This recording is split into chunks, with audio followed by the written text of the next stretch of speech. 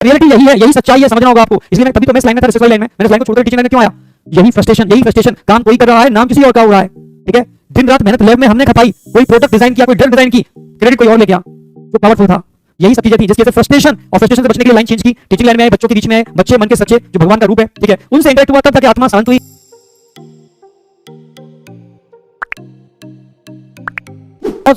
दूसरों को एक्सप्लॉइट किया, जैसे मेरी डिजाइन को चुरा लिया, समझना, मैं पेटेंट नहीं कर पाया, उसने पहले पेटेंट करा लिया, डिजाइन मेरी थी, पेटेंट वो आ गया। समझ रहे हो? जैसे आपने देखा होगा ना कि Watson and Crick, Wilkins, Franklin, कहानी सुनी होगी आपने। ठीक है, फ्रैंकलिन एक्चुअल में डीएनए का जो 3D मॉडल दिया था फ्रैंकलिन ने दिया था।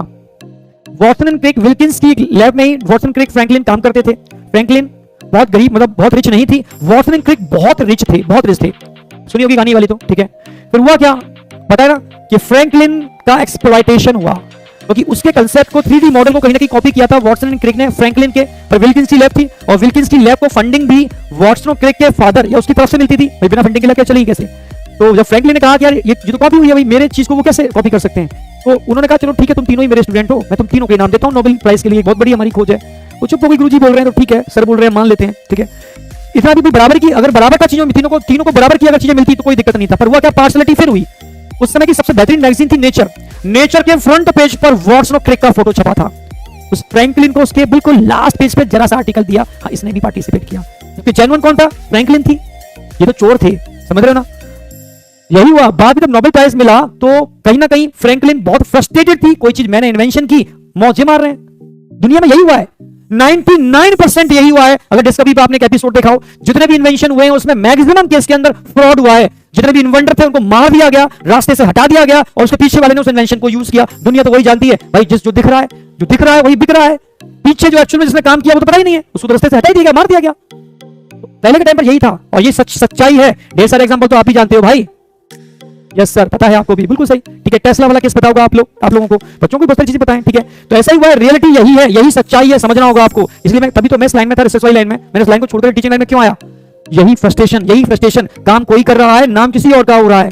ठीक है, दिन रात मेहनत लैब में हमने खपाई, कोई प्रोडक्ट डिजाइन किया, कोई ड्रग डिजाइन की, क्रेडिट कोई और ले गया, जो पावरफुल था।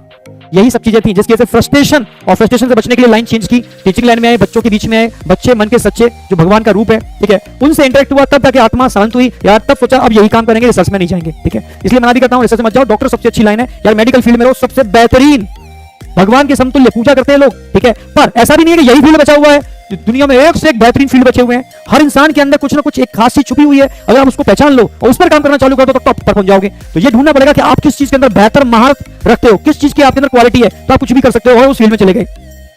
जैसे भाई मुझे नहीं पता था कि मैं टीचिंग भी करा सकता हूं, मुझे नहीं पता था। ठीक है, मजबूरी में आकर के मैंने टीचिंग कराई थी, मजबूरी में, फ्रस्ट्रेशन में, क्योंकि जगह जगह साइंटिस्ट की जब पोस्ट निकलती थी तो पैसा चलता था, मैं फ्रस्ट्रेटेड हो जाता भाई ये क्या हो रहा है। ठीक है, समझ गया कि यार जेन्युइन तरीके से चीज नहीं मिलेंगी उस दौर में, उस जमाने में, तो मजबूरी में टीचिंग ज्वाइन की मैंने। जब टीचिंग ज्वाइन की, टीचिंग मतलब की, तो बच्चों ने ही कहा कि सर आप बहुत बेहतरीन टीचिंग कराते हो। ये मैं नहीं बोल रहा, बच्चों ने उस समय बोला था। ठीक है, आप कहीं ऑनलाइन में मत जाना, आप टीचिंग ही कराना। ये चीज फिर भी कई बच्चों ने कहा, कई बैचों में मुझसे कहा, तो धीरे धीरे मैं एक ब्रांड को ज्वाइन किया बाद में। ठीक है, इंडिया का टॉप मोस्ट ब्रांड था, उसको ज्वाइन किया। फिर मैंने जब ज्वाइन किया तो मुझे अपनी कैपेबिलिटी पता चली। जब उस ब्रांड के अंदर बहुत छोटी सी पोजीशन में मैंने ज्वाइन किया, जब देखा कि वहां तो एकदम धूम हो गया, मतलब बच्चों ने कहा यार ऑसम, तब समझ में आया मेरे अंदर क्वालिटी रिसर्च की भी थी, नहीं थी ऐसा नहीं कह सकते, पर उससे ज्यादा बेटर मैं टीचिंग में कर पाया। समझना, ऐसा नहीं कि मैं आज अफसोस फील कर रहा हूं मैं साइंटिस्ट नहीं बन पाया, हे भगवान मैं कुछ नहीं कर सकता। ठीक है, मेरे अंदर कैपेबिलिटी थी, मेरे अंदर वे ऑफ प्रेजेंटेशन की कैपेबिलिटी थी, मेरे अंदर एनालिसिस की कैपेसिटी थी। ठीक है, दुनिया के अंदर तभी तो कहते हैं टीचिंग एक कला है, एक आर्ट है, जो गॉड गिफ्ट है, नेचर ने प्रोवाइड किया हुआ है। अब दो तरीके के टीचर होते हैं, एक मजबूरी में बनते हैं, कुछ नहीं मिला टीचर बन जाते हैं। ठीक है, एक जो बने ही इस चीज के लिए है। तो इसलिए कहता हूं मैं टीचिंग का एग्जांपल इसलिए है जो मुझे दिखा, पर ऐसे ही आपके अंदर ही पता नहीं क्या क्या काबिलियत छुपी पड़ी है। कोई काम छोटा, कोई काम बड़ा नहीं होता। अगर आप अपनी काबिलियत को जान लो और बेटा उस पर काम करना चालू कर दो, तो आपको कोई छूने वाला नहीं है, टॉप पर पहुंचोगे आप, मैं सच कह रहा हूं। पर हाँ, जिस फील्ड में जाना चाहते हो, ठीक है, अभी फिलहाल अगर आपको पता नहीं है तो पूरी दम मेडिकल में लगाओ, क्योंकि अभी इस समय मेडिकल इंजीनियरिंग ये कुछ टॉप मोस्ट फील्ड है, और दुनिया के अंदर स्पेशली इंडिया के अंदर डॉक्टर की बहुत बड़ी मांग भी है। जैसे कोरोना आया है, हमें भी फील हुआ इंडिया के अंदर डॉक्टर्स कम है, डॉक्टर्स अच्छे डॉक्टर्स थोड़ा अच्छे लेवल पहुंचते हैं, बाहर निकल जाते हैं। ठीक है, बड़ी बड़ी कंट्रीज में सेटल हो जाते हैं जाकर के।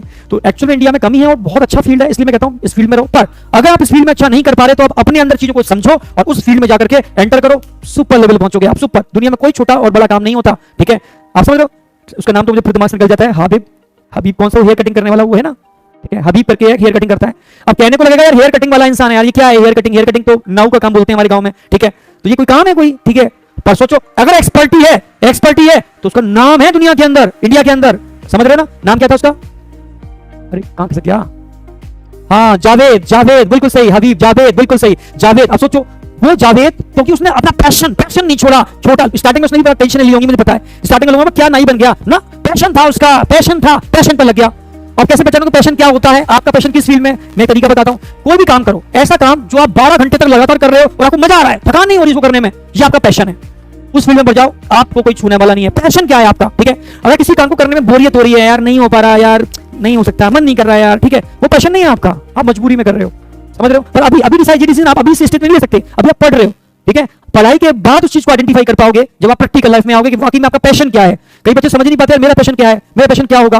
कुछ बच्चे समझ जाते हैं, कुछ ठीक है, साइकोलॉजिस्ट भी आइडेंटिफाई कर लेते हैं इसका पैशन, स्कूल के टीचर समझ जाते हैं इस बच्चे का पैशन क्या हो सकता है, बच्चा किस फील्ड में जा सकता है। तो बहुत जरूरी है कि आपकी स्कूलिंग के टाइम पर आइडेंटिफाई कर लेना कि आपकी क्वालिटी क्या है, आप किस जगह ज्यादा बेहतर किक मार सकते हो और टॉप पर पहुंच सकते हो। वैसे ये जो वर्क था वो स्कूल वालों का होता था, जो बच्चों की क्वालिटी को आइडेंटिफाई करें और उस फील्ड में बच्चे को ऊपर लेकर के जाएं तो वो टॉप पर पहुंचेगा, चाहे वो गेम ही क्यों ना हो, समझ रहे हो ना? कोई भी गेम है आप उसमें ऊपर जाओ, सिंगिंग आर्ट भाई आप एक्टर बन जाओ, सिंगिंग में चले जाओ, बहुत सारी चीजें हैं। अगर आप उसमें क्वालिटी रखते हो तो कोई टच करने वाला नहीं है आपको, बस जाओ तो टॉप पर जाओ, बस मैं यही कहूंगा।